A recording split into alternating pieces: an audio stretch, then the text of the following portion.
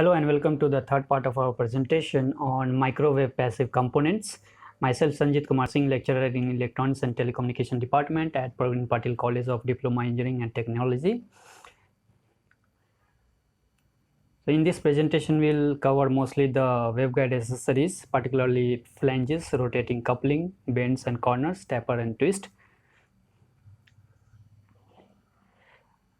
After going through this presentation, the learner is expected to know and explain with a relevant sketch the operation and the working principle of the given ferrite components or the microwave passive components, and also have a knowledge of microwave test bench setup, how to set the different components. Then the course outcome expected overall is to maintain passive microwave components and devices. So question is, what are the waveguide accessories? What are different waveguide accessories? Okay, so waveguide accessories, other than the main waveguide, that is the rectangular or circular waveguide that carries the microwave signal, there are a number of small components or waveguide sections that are required for a different purpose or for a specific purpose. So these are called the waveguide accessories. So what are those waveguide accessories? There are different waveguide accessories: the flanges, the directional couplers, bends and corners, tapers and twists, then microwave switches, antennas, then different types of antennas. So there are a number of waveguide accessories used. So we have to study some of these. The flanges, the first one, the flanges. When it is required to connect two or more waveguide sections or pieces, it is usually done by some sort of flange. So the function of such a flange is to ensure a smooth mechanical junction and characteristics like low external radiation and low internal reflections. There are basically two types of flanges: the plane flange and the choke flange. The plane flange will have rectangular section, or it could be circular in section with plane surface. Outer surface is very polished and with the boards drilled on its corners or at certain distance along the circumference for the circular waveguide flange. So at lower frequencies, the flanges are braced or soldered onto the waveguide, whereas at higher frequencies a much flatter butted plane is used. So on the right hand side we see the different flanges type. So both the plane flange and the choke flange we see, and how the two sections are coupled together using flanges, that is shown in the adjacent figure. So moving on, the choke coupling. What is choke coupling? It consists of an ordinary flange and a choke flange connected together. Now if there is any discontinuities or misalignment, then there will be unwanted reflections. So in order to compensate for the discontinuities, circular choke, a ring of L section is used in order to reflect a short circuit at the junction of waveguide. So this L section will have a length or dimension that is lambda p by 4, as we can see in the diagram below, and it is frequency sensitive. So the diagram below shows the cross section and end view of the choke flange. So what is the figure or the picture we see on the right hand side? Well, it is the rotating coupler, one of the microwave accessories that is used for coupling and that facilitates rotation. Whenever there is rotation of the waveguide section required, rotating couplers are used. So rotating couplers or couplings are often used where a waveguide is connected to a horn antenna feeding a paraboloid reflector, which must rotate for tracking a moving object or moving target.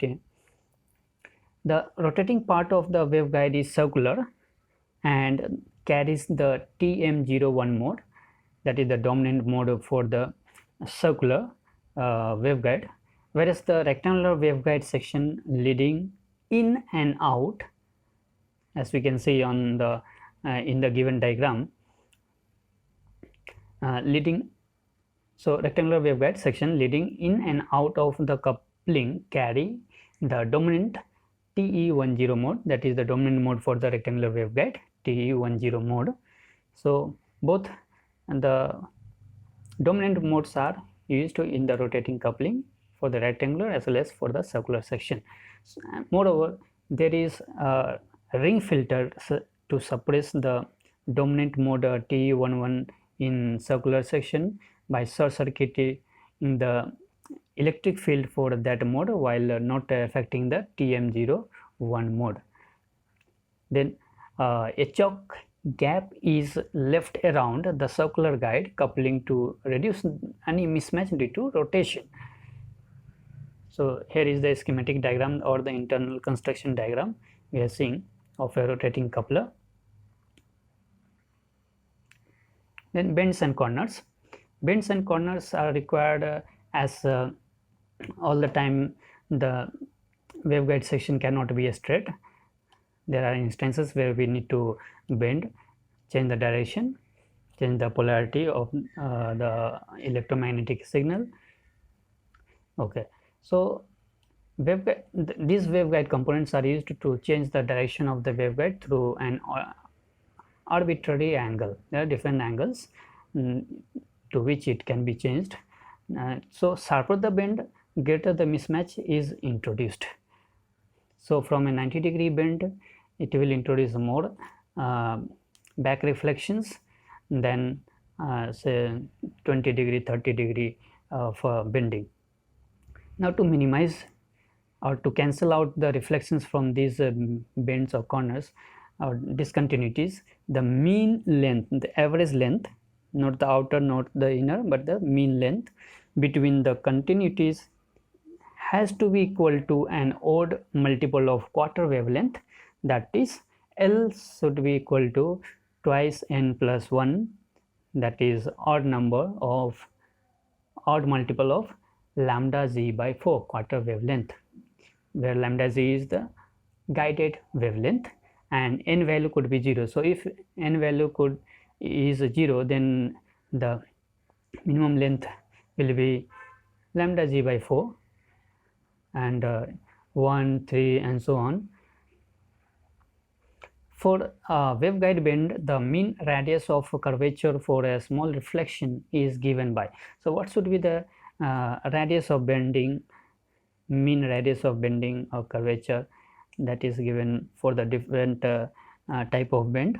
For E bend, it is the radius should be 1.5 times the B, the height of the rectangular cross section, and for H bend the radius should be 1.5 times the A, the longer dimension of the rectangular cross section, where A and B are the dimensions of the waveguide bends. So what are types of the bends?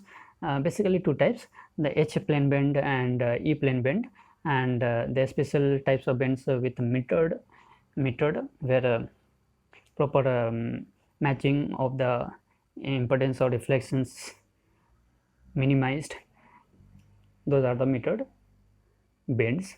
So in the adjacent figure we can see the first one is the E bend, because the bending is happening in the E plane, electric plane, or the longer dimension.